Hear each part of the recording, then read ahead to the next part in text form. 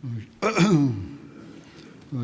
أن لا إله إلا الله وحده لا شريك له وأشهد أن محمدا عبده ورسوله أما بعد فأعوذ بالله من الشيطان الرجيم بسم الله الرحمن الرحيم الحمد لله رب العالمين الرحمن الرحيم مالك يوم الدين إياك نعبد وإياك نستعين اهدنا الصراط المستقيم صراط الذين أنعمت عليهم غير المغضوب عليهم ولا الضالين.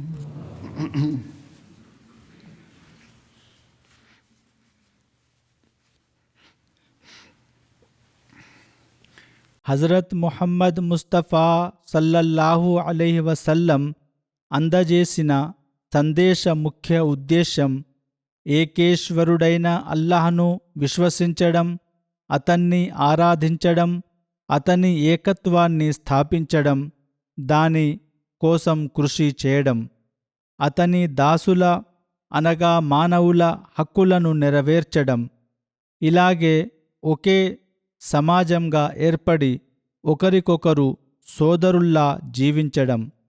అయితే నేడు మనం కలిమా చదువుతున్నామని, లా ఇలాహా ఇల్లల్లా ముహమ్మదుర్ రసూలుల్లా మీద నమ్మకం ఉందని చెప్పుకుంటున్నప్పటికీ మనలో విభేదాలు ఉన్నాయి, ఐక్యత లేదు. మన పనులు మనం చెప్పుకునే బోధనలకు అనుగుణంగా లేవు. ఫలితంగా ముస్లిం ప్రపంచం ప్రస్తుత స్థితిని గమనిస్తే ఇది ఎంతో ఆందోళనకరంగా ఉంది. కొన్ని ఇస్లామీ దేశాల వద్ద సహజ వనరులు, సంపద పుష్కలంగా ఉన్నప్పటికీ ప్రపంచ దేశాల ముందు వారికి ఎటువంటి ప్రత్యేక గుర్తింపు లేదు.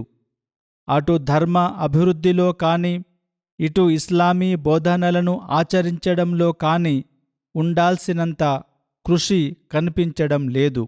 దీని ఫలితం స్పష్టంగా కనిపిస్తోంది.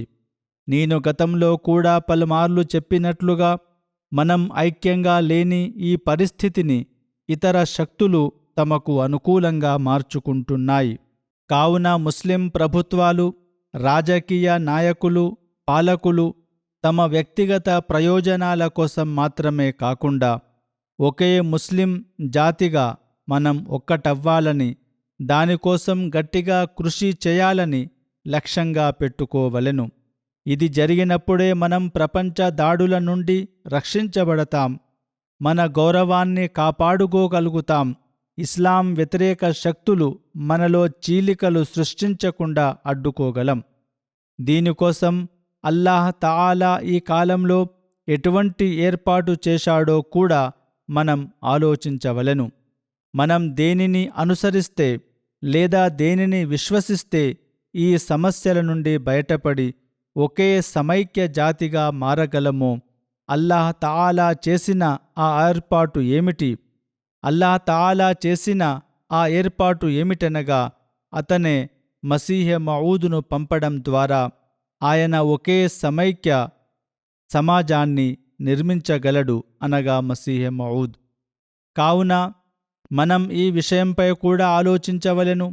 ఇస్లామీ దేశాలు, ముస్లింలు దీని గురించి ఆలోచించినప్పుడే తమకు వ్యతిరేకంగా తలెత్తుతున్న కలహాలు, అలజడుల నుండి రక్షించబడగలరు. ఏదేమైనా అల్లాహ్ తఆలా ముస్లిం సమాజాన్ని ఏకం చేయాలని, నేడు వారు అనుభవిస్తున్న అణచివేత, అన్యాయాల నుండి వారిని కాపాడాలన్నదే అహ్మదీయుల మన కర్తవ్యం. ప్రార్థన, ప్రపంచ పరిస్థితుల గురించి నేను చాలా కాలంగా చెబుతున్నాను.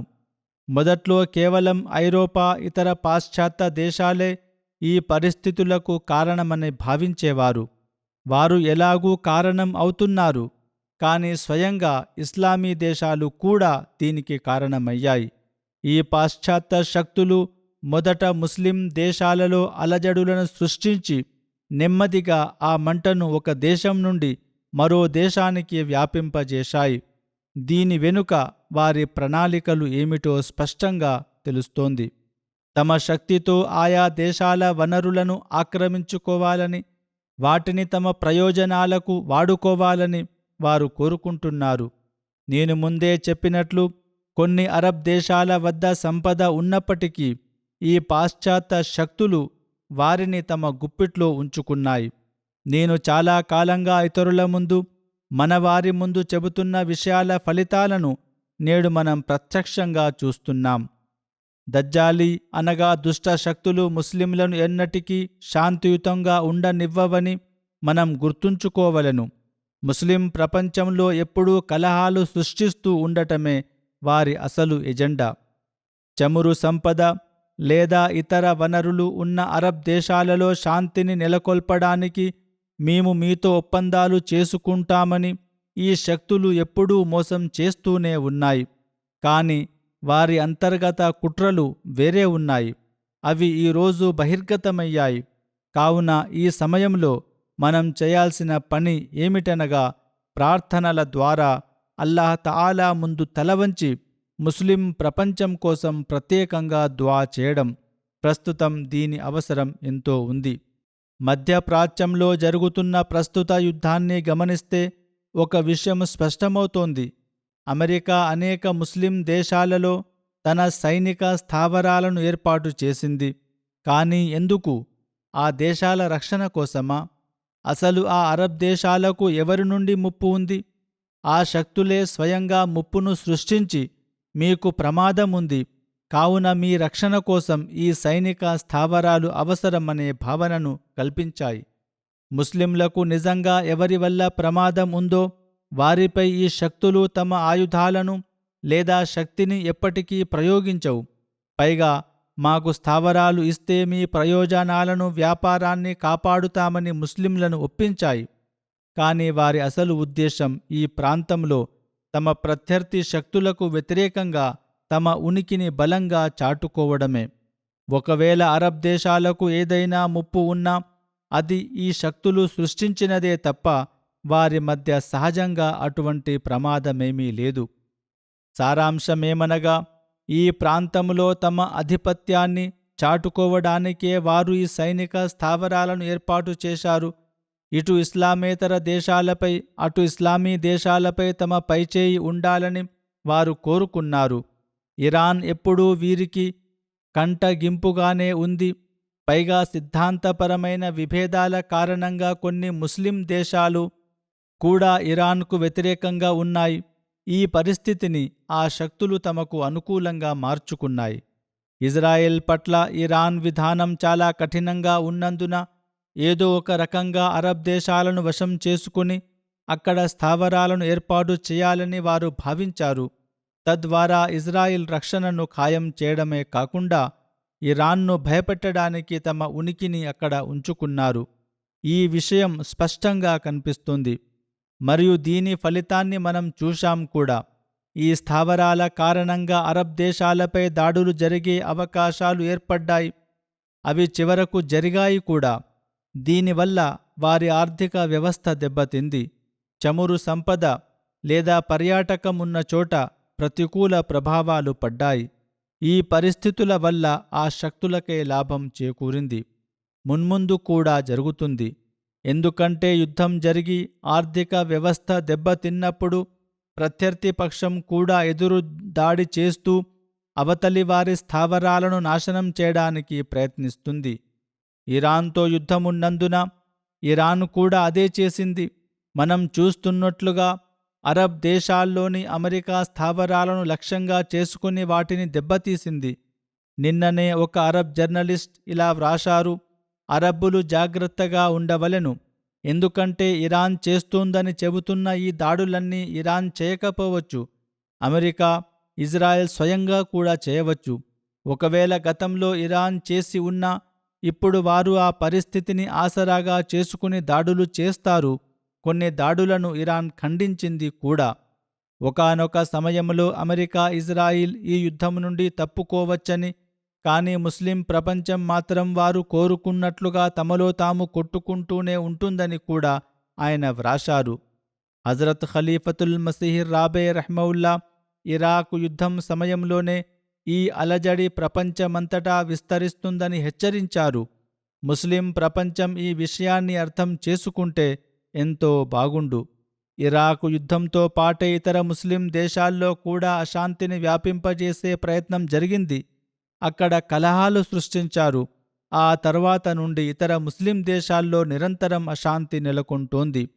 దీనిని ఎవరూ కాదనలేరు. కొన్ని ముస్లిం దేశాలు తమలో తామే పోరాడుకోవడం మనం చూస్తున్నాం. నేను చెప్పినట్లుగా ఈ అశాంతి పాశ్చాత్య శక్తులు వ్యాపింపజేసినదే. అల్లాహ్ ప్రత్యేక సంకల్పం ఉంటే తప్ప ఇది ఆగే సూచనలు కనిపించడం లేదు. దానికోసం వారు ముస్లింలు స్వయంగా కృషి చేయవలెను. ముస్లిం ప్రపంచాన్ని ఈ అశాంతి కలహాల నుండి అల్లాహ్ తాలా కాపాడాలని మనం ప్రార్థించవలెను. ముస్లిం ప్రపంచం, ముస్లింలు శాంతియుతంగా మారి ఒకరికొకరు సోదరుల్లా జీవించవలెను. ఒకరి గొంతులు ఒకరు కోసుకోవడం కాదు, కలిసి ఉండడమే అసలైన ఇస్లామీ బోధన. కావున మన బాధ్యత ఇదే.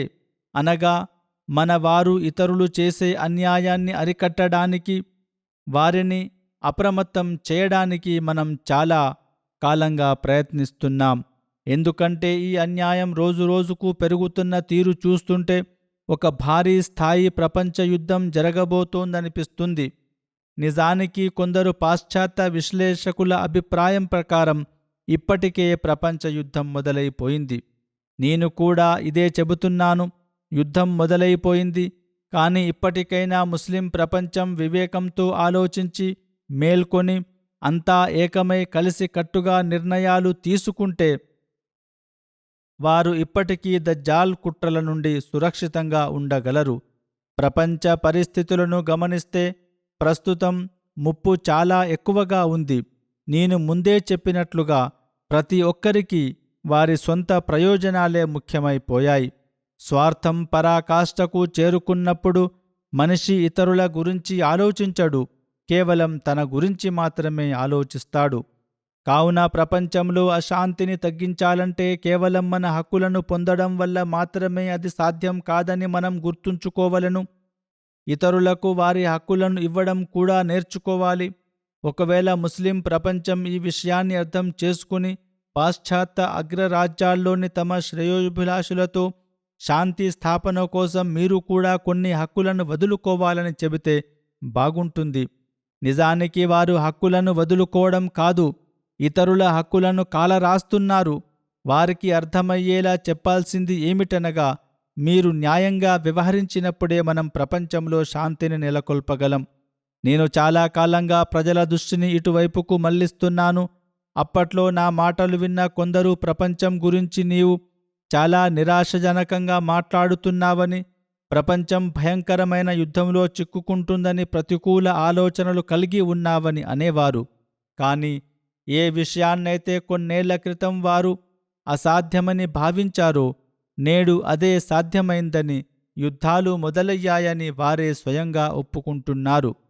అమెరికా, ఐరోపాలో ఉన్న వారి సొంత విశ్లేషకులే ఇప్పుడు ప్రపంచ యుద్ధం మొదలైపోయిందని రాయడం మొదలుపెట్టారు. వీరు తమ తప్పుడు ప్రయోజనాల కోసం ప్రయత్నాలు కొనసాగించినంత కాలం ఈ ముప్పు తగ్గే అవకాశం లేదు. యుద్ధం జరిగినప్పుడు నష్టం రెండు వైపులా జరుగుతుంది. ప్రస్తుతం మధ్యప్రాచ్యంలో జరుగుతున్న యుద్ధం విషయానికి వస్తే ఇది అమెరికా ఇరాన్పై దాడి చేయడంతో మొదలైందని చెప్పవచ్చు. కానీ మాపై దాడి జరిగితే అరబ్ దేశాల్లో నిర్దిష్ట లక్ష్యాల కోసం ఏర్పాటు చేసిన అమెరికా స్థావరాలపై మేము దాడి చేస్తామని ఇరాన్ ముందే స్పష్టంగా హెచ్చరించింది. యుద్ధం మొదలైనప్పుడు ఇరాన్పై బాంబుల వర్షం కురిసింది. వారి నగరాలు ధ్వంసమయ్యాయి. అమాయకులు, పిల్లలు చంపబడ్డారు. వారి ఆధ్యాత్మిక నాయకుడి నివాసంపై దాడి జరిగింది. వారి కుటుంబ సభ్యులు ప్రాణాలు కోల్పోయారు. ఈ పాలనను అంతం చేస్తే ఇరానియన్లకు స్వేచ్ఛ లభిస్తుందని ఆ శక్తులు భావించి నినాదాలు చేశాయి. కానీ దాని ప్రభావం ఎలా ఉంది? ఇరాన్ ప్రభుత్వానికి వ్యతిరేకంగా ఉన్నవారు కూడా ఇప్పుడు వారికి మద్దతుగా నిలిచారు. ఆ నాయకుడు ఖమేనీ గారికి షహాదత్ అనగా వీర మరణం హోదా లభించింది. దీనివల్ల ప్రజల్లో ఆయనపై గౌరవం మరింత పెరిగింది. వారి పిల్లలను, మొత్తం కుటుంబాన్ని చంపడం వంటి అన్యాయాల వల్ల పాలన మారడం పక్కన పెడితే వారి పట్ల గౌరవం, మర్యాద ఇంకా పెరిగాయి. ప్రతి చర్యగా ఇరాన్ కూడా అరబ్ దేశాల్లోని పాశ్చాత్య, అమెరికా స్థావరాలపై దాడులు చేసింది. అవి కాకుండా చమురు బావుల వంటి ప్రాంతాలపై ఇరాన్ దాడి చేసిందని అమెరికా బెదిరింపులు మొదలుపెట్టింది. దీనిపై ఇరాన్ స్పందిస్తూ మేము అటువంటి ప్రాంతాలపై దాడులు చేయలేదని, మాకు అటువంటి ఉద్దేశం లేదని స్పష్టంగా చెప్పింది. ముస్లింల హృదయాల్లో ముస్లింల పట్ల ద్వేషాన్ని పెంచడానికి పన్నిన మరో కుట్ర ఇది. ఇప్పటికే యుద్ధం జరుగుతుండగా ఇటువంటి మాటల ద్వారా ద్వేషాన్ని మరింత రెచ్చగొట్టే ప్రయత్నం జరుగుతోంది. నేను ముందుగా ఒక జర్నలిస్ట్ వ్యాఖ్యానాన్ని చదివినట్లుగా వారే స్వయంగా నష్టం గురించి, ఇరాన్ నష్టం కలిగించి ఇరాన్ పేరు చెప్పే అవకాశం ఉంది. ఇటువంటి పరిస్థితుల్లో ముస్లిం ప్రపంచం చాలా ఆలోచనాత్మకంగా అడుగులు వేయాలి. కానీ మేము అహ్మదీయులుగా ఆ వేదనను అనుభవిస్తున్నప్పటికీ వారిని అప్రమత్తం చేయడం, వారి కోసం ప్రార్థించడం తప్ప ఏమీ చేయలేని పరిస్థితిలో ఉన్నాము. జరుగుతున్నది తప్పని వారికి అర్థమయ్యేలా చెప్పడానికే మేము ప్రయత్నిస్తున్నాం. ముస్లిం ప్రభుత్వాలు ఇప్పటికైనా వాస్తవాన్ని గ్రహించి కేవలం తమ వ్యక్తిగత దేశ ప్రయోజనాలనే కాకుండా ముస్లిం సమాజం ప్రయోజనాలను దృష్టిలో ఉంచుకోవలను. ఎటువంటి నమ్మక ద్రోహానికి పాల్పడకుండా ఉంటే ఇప్పటికీ కొంతవరకు నష్టాన్ని నివారించవచ్చు. మధ్యప్రాచ్యంలోని అరబ్ దేశాల వద్ద చమురు సంపద ఉన్నప్పటికీ వారి వద్ద సరైన రక్షణ సామర్థ్యం లేదు. అటు పారిశ్రామికంగానూ వారు అభివృద్ధి చెందడం లేదు. కేవలం చమురు సంపద లేదా పర్యాటకాన్ని ప్రోత్సహించినంత మాత్రాన నిజమైన అభివృద్ధి సాధ్యపడదు. ఈ దేశాలు పూర్తిగా పాశ్చాత్య ప్రపంచం అగ్రరాజ్యాలపై ఆధారపడి ఉన్నాయి. నేను ముందే చెప్పినట్లు వారి బలహీనతను ఆసరాగా చేసుకునే పాశ్చాత్య శక్తులు అక్కడ తమ సైనిక స్థావరాలను ఏర్పాటు చేశాయి. ఇరాన్పై యుద్ధం మొదలైనప్పుడు ఇరాన్ కూడా అరబ్ దేశాల్లోని ఆ అమెరికా స్థావరాలపై దాడులు ప్రారంభించింది. కానీ అరబ్ దేశాలకే ఈ దాడుల వల్ల ముప్పు ఉందనే భ్రమను ఇప్పుడు కల్పిస్తున్నారు. ప్రస్తుతం ఈ యుద్ధం భయంకరమైన రూపం దాల్చింది. ఇరాన్ వైపు నుండి క్షిపణులు ప్రయోగించబడుతున్నాయి. వాటిని అడ్డుకోవడానికి అమెరికా తన రక్షణ వ్యవస్థను ఏర్పాటు చేసుకుంది. అయితే విశ్లేషకులు ఇప్పుడు ఏమి రాస్తున్నారంటే, ఇరాన్ ఒక $50,000 క్షిపణిని ప్రయోగిస్తే దానిని గాలిలోనే ధ్వంసం చేయడానికి అమెరికా ప్రయోగించే క్షిపణి ఖర్చు కొన్ని $1 మిలియన్ ఉంటుంది. ఆర్థికంగా దీనివల్ల అమెరికాకు నష్టం జరుగుతోందని కొందరు విశ్లేషకులు భావిస్తున్నారు. కానీ అది కేవలం ఒక అంచనా మాత్రమే. ఈ అగ్రరాజ్యాలు ప్రతి విషయంలోనూ లెక్కలు వేసుకునే ఉంటాయి. వారు ఈ నష్టాన్ని తమపై వేసుకుంటారని నేను అనుకోను. బదులుగా మేము మిమ్మల్ని రక్షిస్తున్నామనే నెపంతో ఆ అరబ్ దేశాల నుండే ఆ సొమ్మును వసూలు చేస్తారు. ఒకవైపు అరబ్ దేశాల చమురు బావులు మూతపడుతున్నాయి, ధరలు పెరుగుతున్నాయి, ఉత్పత్తి తగ్గుతోంది. మరోవైపు రక్షణ పేరుతో జరుగుతున్న ఈ భారీ ఖర్చును కూడా వారే భరించాల్సి వస్తోంది. దీనివల్ల వారి ఆర్థిక నిల్వలు హరించుకుపోతాయి.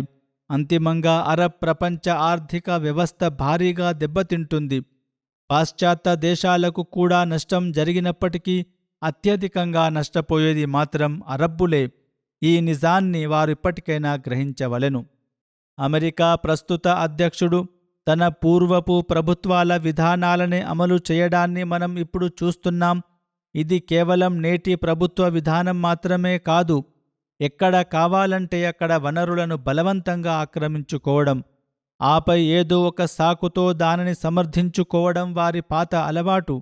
నిజానికి అమెరికా ప్రస్తుత వైస్ ప్రెసిడెంట్ ఒక అడుగు ముందుకు వేసి, ఏదైనా దేశం మాతో చేరకపోతే మేము బలవంతంగా వారి వనరులను స్వాధీనం చేసుకుంటాము, వారిని మాతో చేర్చుకుంటామని కూడా చెప్పారు. యుద్ధంలో పాల్గొనని దేశాలపై ఆంక్షలు విధించడం జరుగుతోంది. గత కొన్ని రోజులలో స్పెయిన్ ప్రధానమంత్రి ధైర్యంగా నిలబడి, మేము ఈ యుద్ధంలో భాగస్వాములం కాము, మా స్థావరాలను ఇవ్వము అని చెప్పారు. దానికి ప్రతిగా అమెరికా మీతో వాణిజ్య సంబంధాలను తెంచుకుంటుంది అని ఆయన్ను బెదిరించారు. ఇది ఇలా అధికార దాహంతో తప్పుడు మార్గాల్లో నష్టం కలిగిస్తామని భయపెడుతూ దేశాలను ప్రజలను తమతో చేరమని బలవంతం చేస్తున్నారు. ఇటువంటి పరిస్థితుల్లో న్యాయం అనేది ఎక్కడా మిగలలేదు. ఎక్కడైతే న్యాయం ఉండదో అక్కడ వినాశనం వస్తుంది. ప్రస్తుతం మనం చూస్తున్న భయంకరమైన పరిణామాలు కేవలం ఆరంభం మాత్రమే. భవిష్యత్తులో ఇంతకంటే ప్రమాదకరమైన భీభత్సమైన ఫలితాలు సంభవిస్తాయి. గత కొద్ది రోజులుగా యూరోపియన్ పార్లమెంటులో స్పెయిన్కు చెందిన ఒక మహిళా ఎంపీ చాలా స్పష్టంగా ఒక ప్రకటన చేశారు. ఆమె మహిళా దృక్పథంతో మాట్లాడుతూ అమెరికా చేసిన ఏ యుద్ధం వల్ల కూడా స్త్రీలకు స్వేచ్ఛ లభించలేదని అన్నారు. మేము ఇరాన్ మహిళల స్వేచ్ఛ కోసం పోరాడుతున్నామని అమెరికా చేస్తున్న వాదనలన్నీ పచ్చి అబద్ధాలని, దీనివల్ల ఇరాన్ మహిళలకు ఎన్నటికీ విముక్తి కలగదని ఆమె పేర్కొన్నారు. అమెరికా ఎప్పుడూ మహిళల స్వేచ్ఛ కోసం యుద్ధం చేయలేదని, వారిని విముక్తులను చేయడంలో ఎప్పుడూ విజయం సాధించలేదని ఆమె నొక్కి చెప్పారు. మొత్తానికి సారాంశం ఏమనగా, ఈ దేశాలపై అమెరికాకు ఇప్పటికే కొంతవరకు ఏకఛత్రాధిపత్యం ఉంది. కానీ ఇప్పుడు ఇజ్రాయిల్ను బహిరంగంగా ఇందులో చేర్చుకోవడం ద్వారా ఆ ఆధిపత్యాన్ని మరింత బలపరుస్తున్నారు. అరబ్ ఇస్లామీ దేశాలు ఒక విషయాన్ని అర్థం చేసుకోవడం లేదు. బలవంతం, బెదిరింపులు, దజ్జాలీ కుతంత్రాల ద్వారా మనల్ని ఒక ఊబిలోకి నెట్టేస్తున్నారు. అక్కడ మనం మన తోటి ముస్లిం దేశంతోనే యుద్ధం చేయాల్సిన పరిస్థితిని కల్పిస్తున్నారు. ముస్లింలను ముస్లింలతోనే పోరాడేలా చేస్తున్నారు. మరోవైపు రష్యా, చైనా కూడా ఇప్పుడు తమ స్వంత కూటములను ఏర్పాటు చేసుకుంటున్నాయి. భవిష్యత్తులో ఇవి ఇంకా విస్తరిస్తాయి, బలపడతాయి. ఇస్లామీ ప్రపంచం ఇప్పుడు యుద్ధక్షేత్రంగా మిగిలిపోయేలా ఉంది. ఎందుకంటే వారి వద్ద ఉన్న సహజ వనరులను ఈ శక్తులు ఆక్రమించుకోవాలని చూస్తున్నాయి. ముస్లిములు ఇప్పటికైనా ఈ విషయాన్ని గ్రహించి వివేకంతో ఆలోచిస్తే ఎంతో బాగుండును. ఇరాన్కు ఫలానా ఉద్దేశం ఉందని, ఒకవేళ వారు అణుబాంబు తయారు చేస్తే పరిస్థితి ఎలా ఉంటుందని కేవలం ఒక ఊహను సృష్టించి అమెరికా, దాని మిత్రదేశాలు యుద్ధాన్ని ప్రారంభించాయి. ఒకవేళ ఇలా జరిగితే అలా అవుతుందని ఊహించుకుని దాడి చేయడం పూర్తిగా అన్యాయం.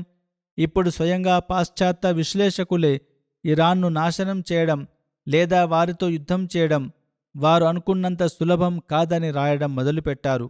ఇరాన్ చాలా విశాలమైన దేశం. వారి వద్ద కొంత శక్తి ఉంది. ఈ యుద్ధం సుదీర్ఘకాలం కొనసాగవచ్చు. దీనివల్ల ప్రపంచ ఆర్థిక వ్యవస్థ దెబ్బతిన్నప్పటికీ ముస్లిం ప్రపంచంపై దాని ప్రభావం చాలా ఎక్కువగా ఉంటుంది.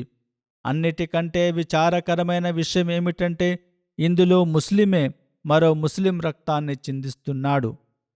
ముస్లింలు అల్లా ఆగ్రహానికి భయపడవలెను. వందలాది మంది అమాయక పిల్లలు, వ్యక్తులు ప్రాణాలు కోల్పోయారు. పాశ్చాత్య దేశాల కాలమిస్టులు కూడా ఇప్పుడు ఇలా వ్రాస్తున్నారు. ఒకవేళ ఇజ్రాయిల్, అమెరికా లేదా ఏదైనా పాశ్చాత్య దేశంలో దాడి జరిగి మన పిల్లలు కొందరు మరణిస్తే వార్తాపత్రికలు రోజుల తరబడి కథనాలతో నిండిపోతాయి. కానీ ఇక్కడ ఒక పాఠశాలపై బాంబు దాడి చేసి వందలాది మంది పిల్లలను చంపేసినా అక్కడ ఎవరూ నోరు మెదపరు. మొదట పాలస్తీనాలో ఇదే పరిస్థితిని కల్పించారు. ఇప్పుడు ఇరాన్లో కూడా ఇదే జరుగుతోంది. వారి దృష్టిలో ముస్లిం ప్రాణాలకు ఎటువంటి విలువ లేదనిపిస్తోంది. ఏది ఏమైనా అల్లాహ్ తాలా ముస్లింలకు వివేకాన్ని ప్రసాదించుగాక. వారు తెలివితో ఆలోచించి తమ సమస్యలను ఒకచోట కూర్చుని పరిష్కరించుకోవడానికి ప్రయత్నించవలెను. వారు దైవ ఏకత్వాన్ని నమ్ముతున్నామని చెప్పుకుంటున్నప్పుడు ఆ ఏకత్వాన్ని స్థాపించడానికి వారంతా ఒక్కటవ్వాలి. కేవలం ఒకరిపై ఒకరు ఆరోపణలు చేసుకుంటూ గొడవలు పెంచుకోవాల్సిన అవసరం లేదు. ఫలానా వారి సిద్ధాంతాలు లేదా నమ్మకాల వల్ల విభేదాలు పెరుగుతున్నాయని చెప్పడం సరికాదు. కొన్నిసార్లు నమ్మకాల వల్ల వివాదాలు రావచ్చు.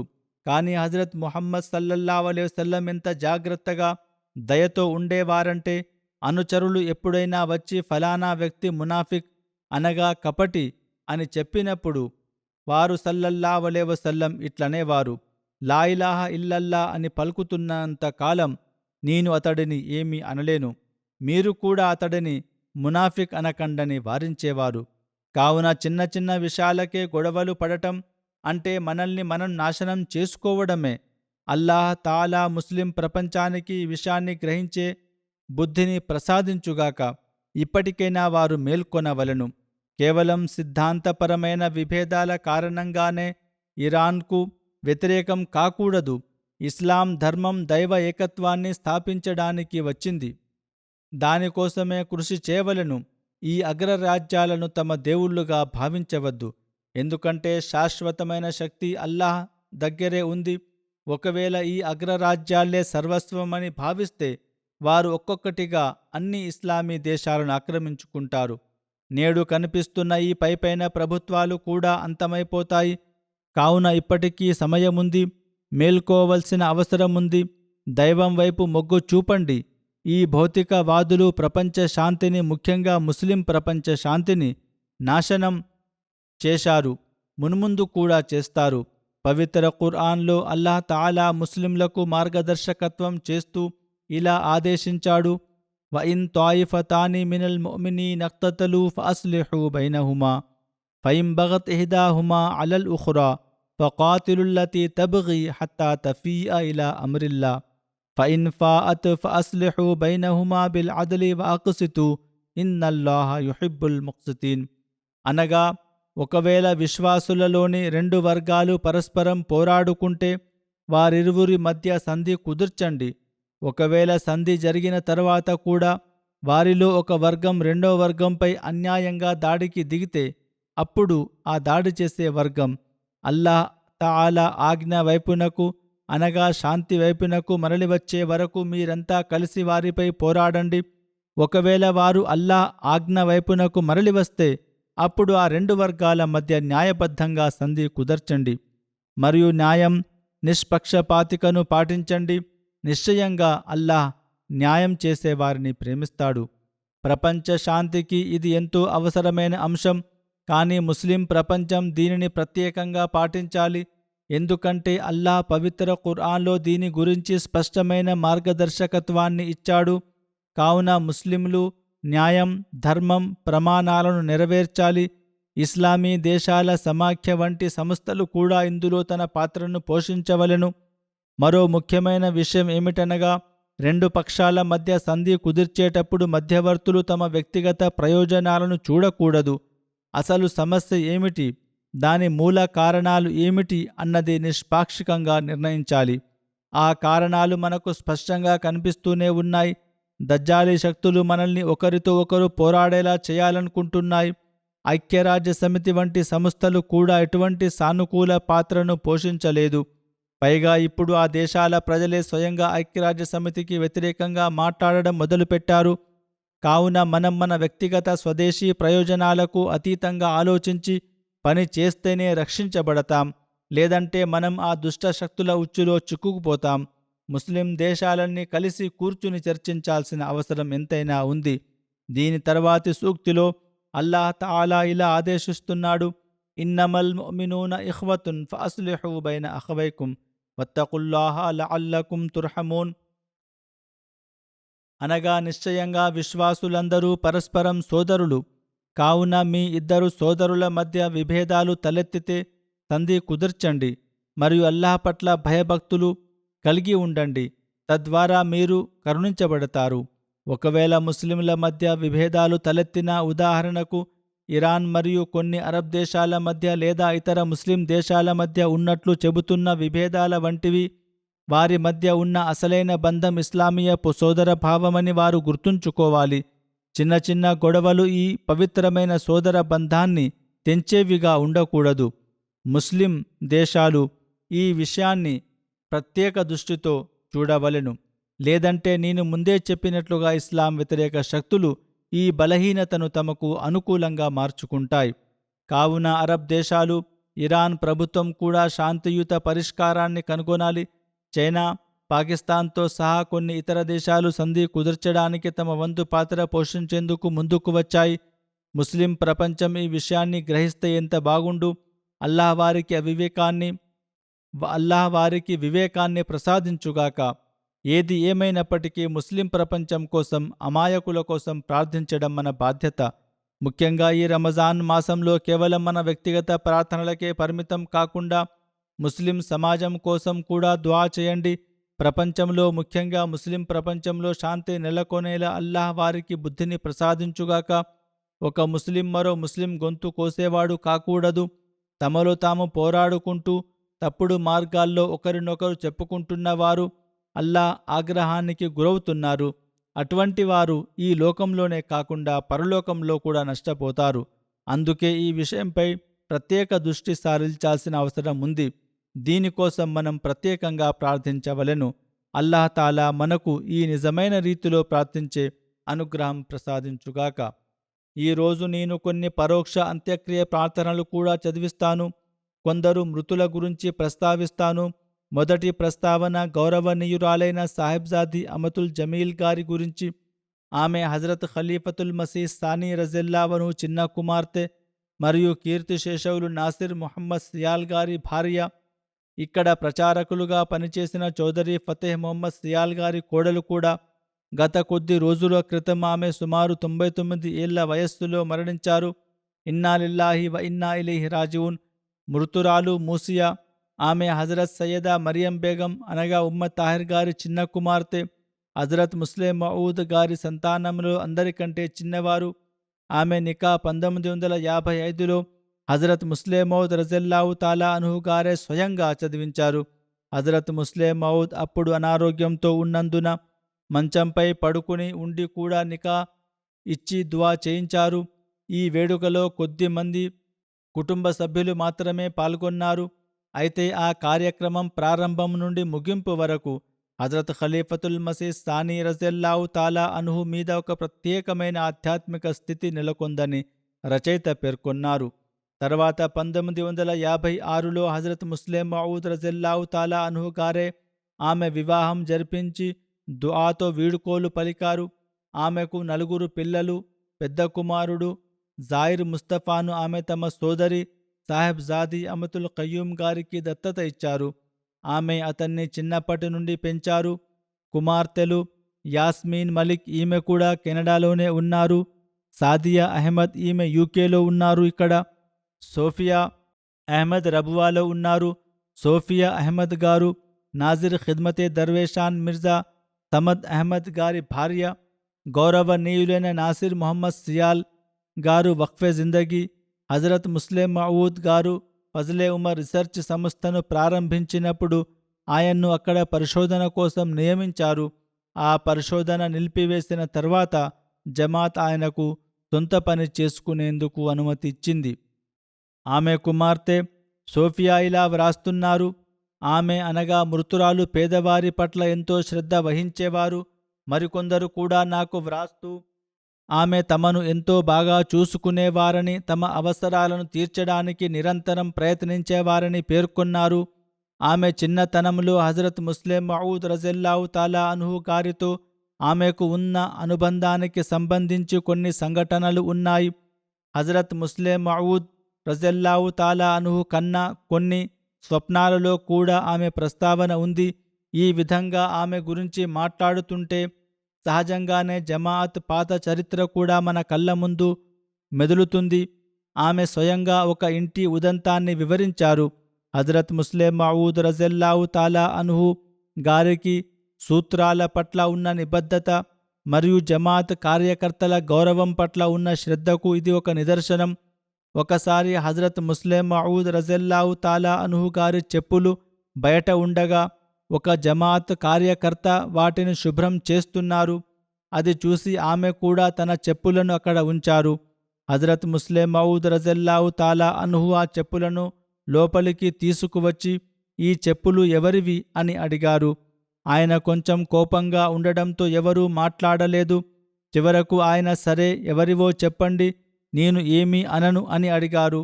నిజానికి ఆమె హజరత్ ముస్లిం మౌద్ గారికెంతో గారాల పట్టి అప్పుడు ఆమె నావి అని చెప్పారు. దానికి హజరత్ ముస్లిం మౌద్ రజిల్లాహు తాలా అన్హు ఇలా అన్నారు, ఇకపై నువ్వు నీ చెప్పులను స్వయంగా పాలిష్ చేసుకోలేకపోతే నాకు ఇవ్వు, కానీ జమాత్ కార్యకర్తలతో మాత్రం పాలిష్ చేయించకూడదు. ఏదేమైనా ఆమె ఎంతో దాన ధర్మాలు చేసేవారు, పేదవారి పట్ల శ్రద్ధ వహించేవారు. ఆమె మరణానంతరం తన పాత లెక్కల పుస్తకాలను చూశానని ఆమె కుమార్తె పేర్కొన్నారు. పేదలకు సహాయం చేయడానికి ఆమె క్రమం తప్పకుండా చేసిన అనేక ఖర్చుల వివరాలు అందులో స్పష్టంగా వ్రాసి ఉన్నాయి. ఆమెకు 7 ఏళ్ల వయస్సు ఉన్నప్పుడు ఆమె తల్లి హజరత్ మరియం గారు అనగా హజరత్ మిర్జా తాహిర్ అహ్మద్ గారి తల్లి మరణించారు. ఆ సంఘటన గురించి హజరత్ ముస్లిం మౌద్ రజల్లాహు తాలా అన్హు ఇలా వ్రాశారు: మృతురాలిని తీసుకుని మేము షేక్ బషీర్ అహ్మద్ గారి ఇంటికి చేరుకున్నప్పుడు నాకు మరియు ఆమె తల్లికి ఎంతో గారాల పట్టి అయిన 7 ఏళ్ల చిన్నారి అమతుల్ జమీల్ను చూశాను. ఆమె హాయ్ అమ్మా అని అరుస్తూ ఏడుస్తోంది.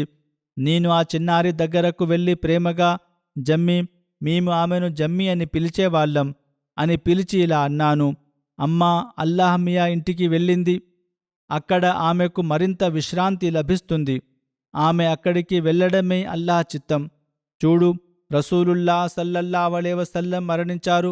మీ తాతగారు అనగా హజరత్ మసీహ్ మౌద్ అలైహిస్సలాం మరణించారు. మీ అమ్మ వారికంటే గొప్పదా ఏమిటి? హజరత్ ముస్లిం మౌద్ ఇంకా ఇలా వ్రాశారు: నా దేవుని నీడ ఈ చిన్నారి నుండి ఒక్క క్షణం కూడా విడిపోకూడదు. నా ఆ మాటలు విన్న తర్వాత ఆమె తన తల్లి కోసం ఇప్పటి వరకు ఎప్పుడూ బిగ్గరగా అనగా గట్టిగా ఏడవలేదు. ఆ మాట వినగానే ఆమె పూర్తిగా నిశ్శబ్దమైపోయింది. మరుసటి రోజు జనాజా సమయములో తన పెద్దక్క బాధతో కేకవేసి స్పృహ తప్పి పడిపోయినప్పుడు నా చిన్న భార్య హజరత్ మరియం సిద్దీకా పిల్లలు ఆమెను చోటీ ఆపా అని పిలిచేవారు. దగ్గరకు వెళ్ళి నా జమ్మి ఇలా అంది: చోటీ ఆపా, బాజీ ఎంత పిచ్చిదో చూడండి, అనగా అక్క ఎంత పిచ్చిదో చూడండి. అమ్మ మరణం అల్లాహ్ అభీష్టమని అబ్బాజాన్ చెబుతుంటే ఈమె ఇంకా ఏడుస్తోంది. తర్వాత హజరత్ ముస్లిం మౌద్ రజల్లాహు తాలా అన్హు ఇలా ప్రార్థించారు: ఓ నా అల్లాహ్, ఓ నా దేవుడా, ఏ చిన్నారి అయితే నీ ఇష్టం కోసం తన తల్లి మరణంపై తన దుఃఖాన్ని దిగమింగుకుందో ఆమెను నువ్వు పరలోకంలో ప్రతి దుఃఖం నుండి సురక్షితంగా ఉంచవా. ఆ తర్వాత హజరత్ మరియం సాహిబా కోసం ఇలా దువా చేశారు: ఓ నా కరుణామయుడైన అల్లా, నీ నుండి ఇటువంటి ఆశ పెట్టుకోవడం నీ సేవకుల హక్కు. ఆ ఆశను నెరవేర్చడం నీ ఘనతకు తగిన పని. ఏదేమైనా ఆమె చందాల విషయంలో చాలా క్రమబద్ధంగా ఉండేవారు. వారు తన ఆస్తికి సంబంధించిన హిస్సా జాయదాద్ లెక్కలన్నీ ముందుగానే పూర్తి చేసి క్లియర్గా ఉంచుకున్నారు. పొరుగువారిలో ఎవరైనా మరణిస్తే వారి ఇళ్లకు క్రమం తప్పకుండా ఆహారాన్ని పంపించేవారు. తన వద్దకు వచ్చేవారందరికీ, నాకు కూడా హజరత్ ఖలీఫతుల్ మసీ గారికి ఆమె పలుమార్లులా చెప్పేవారు: నా ముగింపు క్షేమంగా శుభప్రదంగా ఉండేలా దుఆ చేయండి. ఆమె మనవరాలు నుస్రత్ ఇలా చెబుతున్నారు: నానమ్మ నమాజు సమయానికి ముందే అన్నీ సిద్ధం చేసుకుని కూర్చునేవారు. ఎంతో ఆతృతతో నమాజు సమయం కోసం నిరీక్షించేవారు. నమాజులో చాలా సుదీర్ఘంగా ప్రార్థనలు చేసేవారు. ఎవరెవరి కోసం ప్రార్థించాలో ఆమె వద్ద ఒక జాబితా కూడా ఉండేది. ఆమె ఇంకా ఇలా అంటున్నారు: నేను చిన్నప్పుడు మా నానమ్మ చేసే సుదీర్ఘమైన రోదిస్తూ చేసే ప్రార్థనలు విని భయపడేదాన్ని. కానీ ఆమె ఇతరుల కోసం కూడా ఎంతో ఆవేదనతో దువా చేసేవారు. హజరత్ హాదీ అలీ సాహెబ్ గారు ఇలా వ్రాశారు: నేను ముందే చెప్పినట్లు ఆమెతో కొన్ని పాత జ్ఞాపకాలు సంఘటనలు హజరత్ ముస్లిం మౌద్ రజల్లాహు అన్హు గారి కొన్ని కలలు ముడిపడి ఉన్నాయి. హజరత్ హాదీ అలీ గారు పేర్కొన్నట్లుగా ఆమె అమతుల్ జమీల్ ఒకసారి ఇలా చెప్పారు: ఒకసారి నేను హజరత్ ఖలీఫతుల్ మసీహ్ సానీ రజల్లాహు అన్హుతో కలిసి కారులో ప్రయాణిస్తున్నాను. నేను వెనుక సీటులో హుజూర్ పక్కనే కూర్చుని ఉన్నాను. హజరత్ ముస్లిం మౌద్ రజల్లాహు తాలా అన్హు తన వేళ్లపై పదే పదే ఏదో లెక్క పెడుతుండడం నేను గమనించాను. నేను అడిగాను: ఓ తండ్రిగారు, మీరు ఏమీ లెక్క పెడుతున్నారు? అప్పుడు హుజూర్ ఇలా చెప్పారు: ప్రపంచంలోని అన్ని దేశాలలో ఉన్న మన ప్రచారకుల అనగా ముబల్లిగీన్ల సంఖ్యను నేను అంచనా వేస్తున్నాను. ప్రపంచానికి నిజమైన ఇస్లాం గురించి తెలియజేయాలంటే నాకు ప్రపంచవ్యాప్తంగా కనీసం ఇన్ని లక్షల మంది ప్రచారకులు అవసరం. ఇది హజరత్ ముస్లిం మౌద్ గారికి ఉన్న ఆవేదన మరియు తపన.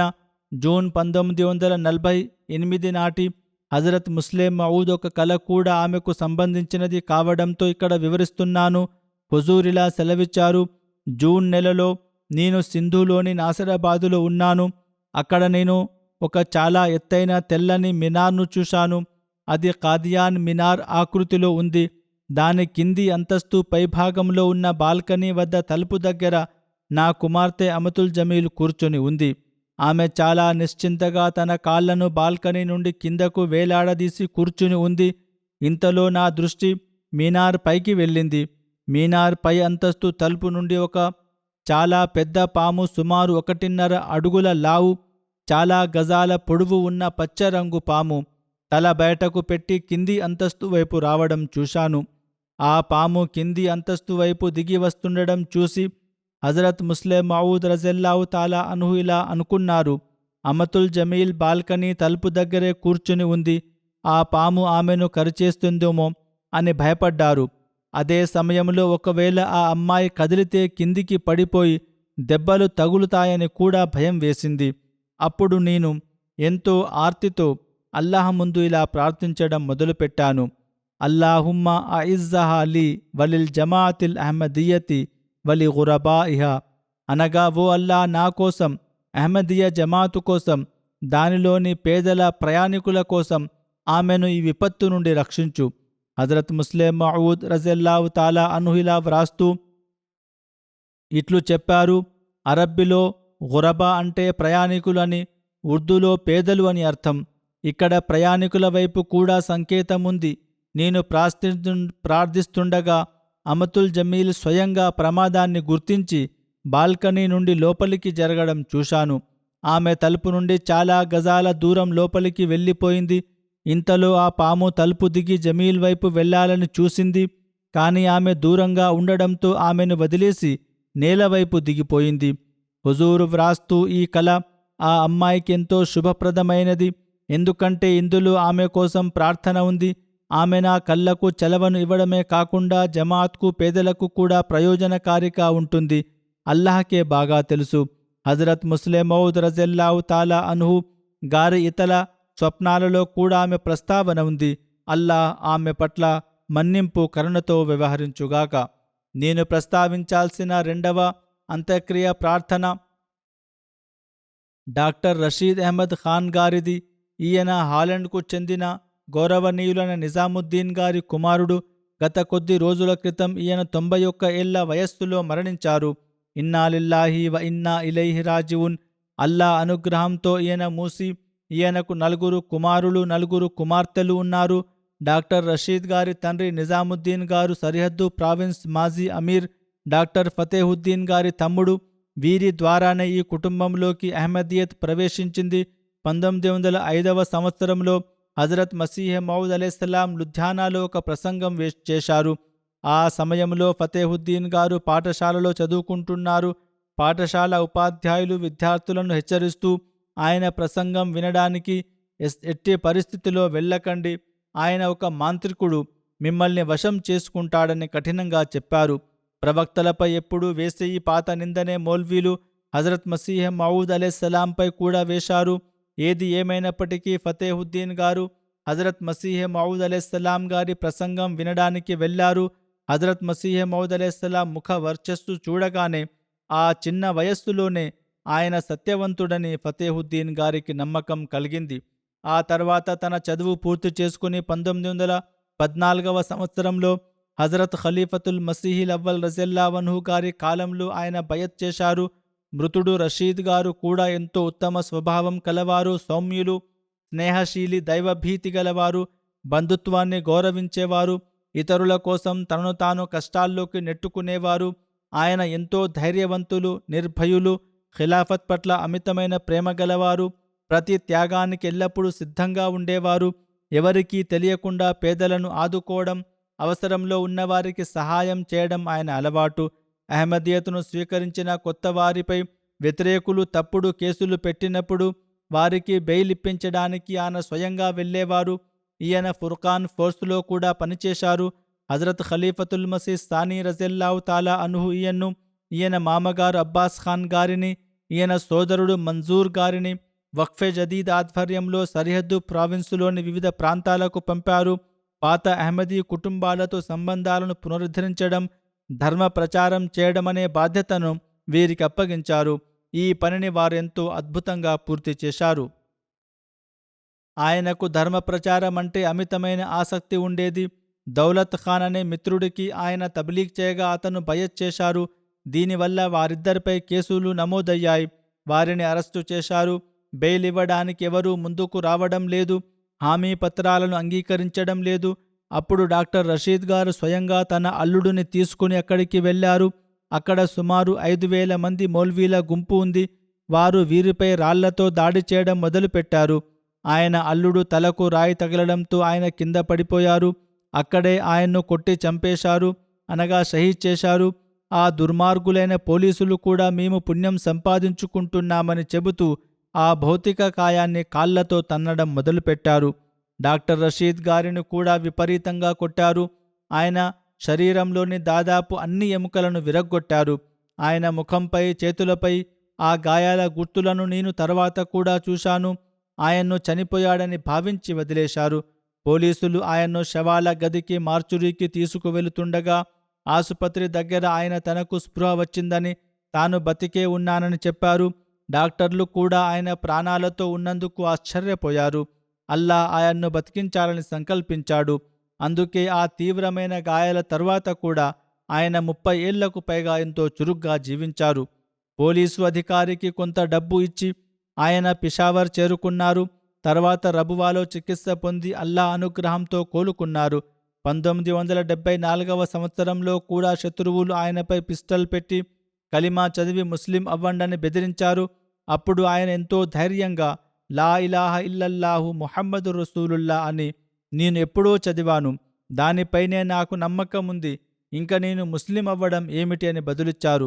మౌల్వీలు మిర్జా సాబ్ అనగా హజరత్ మసీహ్ మౌద్ అలైహిస్సలాంను తిట్టండని ఒత్తిడి చేయగా ఆయన నేను తిట్టను, అది ఇస్లాం కాదు, నేను దురూద్ చదివేవాడిని, ముహమ్మద్ సల్లల్లాహు అలైహి వసల్లం బోధనలను పాటించేవాడిని, ఇటువంటి పనులు చేయలేనని తెగేసి చెప్పారు.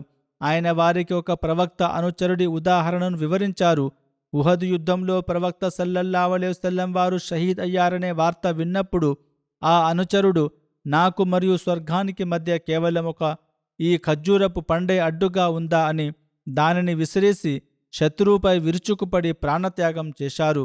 డాక్టర్ రషీద్ గారు ఆ గుంపుతో ఇలా అన్నారు, నాకు మరియు మీకు మధ్య కనీసం ఆ ఖర్జూరం కూడా అడ్డు లేదు. ఎందుకంటే మీరు నా గుండెపై తుపాకీ పెట్టారు. కాల్చండి, నన్ను షహీద్ చేయండి. కానీ మీరు చెప్పినట్లు నేను మసీహ్ మౌద్ అలైహిస్సలాం గారిని దూషించెను. ఆయన చూపిన ఆ ధైర్యం సాటిలేనిది. అల్లాహ్ ఆయనకు మన్నింపు మరియు కరుణను ప్రసాదించుగాక, ఆయన హోదాలను పెంచుగాక, ఆయన పిల్లలకు కూడా సన్మార్గంలో నడిచే అనుగ్రహం ప్రసాదించుగాక. 3వ ప్రస్తావన గౌరవనీయురాలైన జైనబ్ బీబీ గురించి. ఆమె చెక్ 275 కర్తార్పూర్ మాజీ జమాత్ ప్రెసిడెంట్ మరియు మసీద్ ఇమామైన కీర్తి శేషవులు బషీర్ అహ్మద్ గారి భార్య. గత కొద్ది రోజుల క్రితం ఆమె 85 ఏళ్ల వయస్సులో మరణించారు. ఇన్నా లిల్లాహి వ ఇన్నా ఇలైహి రాజిఊన్. అల్లా అనుగ్రహంతో ఆమె మూసియా, ఆమె తండ్రి అలీ మొహమ్మద్ గారు ఫైసలాబాదులోని దారుజ్ జికర్ మసీదులో సేవకులుగా ఉండేవారు. ఆమె ఎంతో భక్తిపరురాలు. క్రమం తప్పకుండా తహజ్జుద్ 5 పూటల నమాజులు పాటించేవారు. ప్రతిరోజు పవిత్ర ఖురాన్ పారాయణం చేసేవారు. ఆమె ఎంతో అతిథి ప్రియురాలు. ఖిలాఫత్ పట్ల అమితమైన భక్తి కలిగిన పుణ్యమూర్తి. ఆమె పేదలకు సహాయం చేసేవారు. ప్రతి శుక్రవారం జుమా ఖుత్బాను ఎంతో శ్రద్ధగా వినేవారు. అంతేకాకుండా కుటుంబ సభ్యులందరినీ పిలిచి ఆ ఖుత్బాను వినిపించేవారు. ఆమెకు 3 కుమారులు, 4 కుమార్తెలున్నారు. ఆమె మనవలు, మనవరాండ్లతో చాలామంది జీవితాన్ని దైవ మార్గములు అంకితం చేయించారు. వారు ఇప్పుడు సేవలు అందిస్తున్నారు. ఆమె కుమార్తె అమతుల్ రషీద్ గారు ప్రస్తుతం జాంబియాలోని లుసాకాలో ముబల్లిగ్ సిల్సిలాగా పనిచేస్తున్న తాహిర్ అహ్మద్ సైఫీ గారి భార్య. తల్లి మరణించిన సమయంలో ఆమె లుసాకాలోనే ఉన్నందున అంత్యక్రియలకు హాజరు కాలేకపోయారు. తన తల్లి ముఖాన్ని చివరిసారిగా చూడలేకపోయారు. అల్లాహ్ తాలా ఆమెకు ఓర్పును, ధైర్యాన్ని ప్రసాదించుగాక. మృతురాలు పట్ల మన్నింపు, కరుణతో వ్యవహరించుగాక.